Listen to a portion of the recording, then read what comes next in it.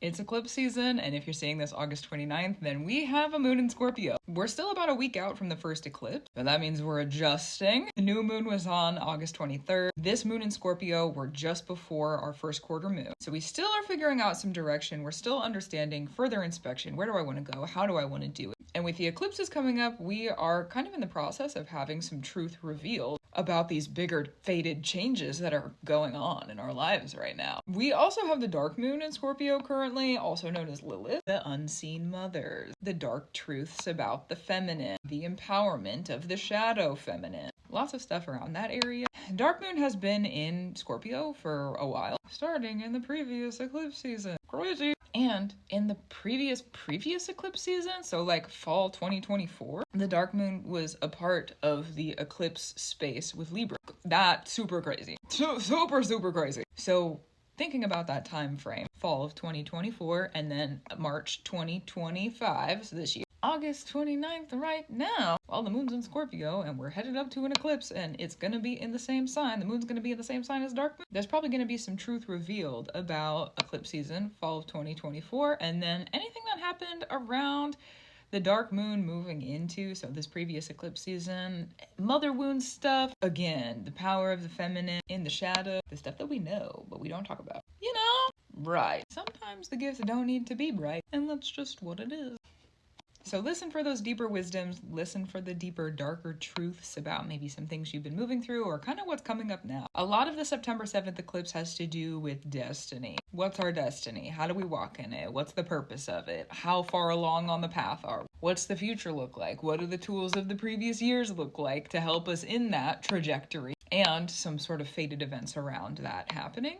So in terms of those kind of like wounded mother wound, shadow, feminine places, also I find a lot of the goddesses interact with this sort of space in the way that they help with healing. So, you know, reverence to that as well. We're also during this moon going to see it's an opposition to Uranus, which is one of the rulers of where Pluto is right now when Pluto rules Scorpio. So the way that translates, if you're finding anything that you're just drawn to, pulled to, I would like to do that, even if I don't understand why. Even if I'm not able to comprehend the totality of that gravity, that's what I want. Really, if you have those moments now, check in. Is this really my truth? How many layers of my truth does this sit with? If I go several layers into this truth, do I still agree? If the answer is yes, continue. If the answer at any point is probably not, then probably not. It's a good time to have those further inspections on this August 29th day. Not a day to overcommit. Not a day to quit either, right?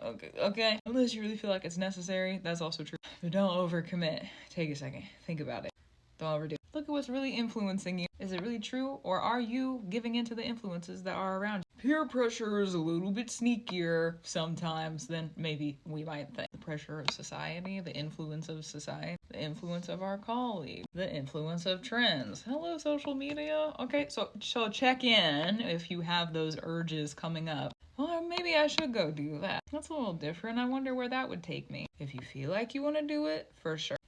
The reason I say check in with Pluto and Scorpio, I always like to get a little bit protective, right? Okay.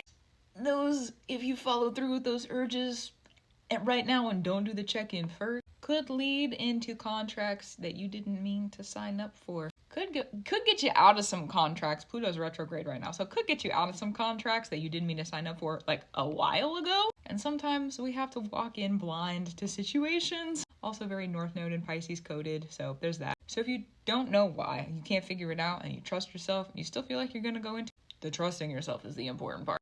That's the truth. So gratitude, reverence, and love to you. Keep up the brew that you do. I for sure will too. Enjoy the Scorpio moon. And I'll talk to you soon. Happy eclipse season.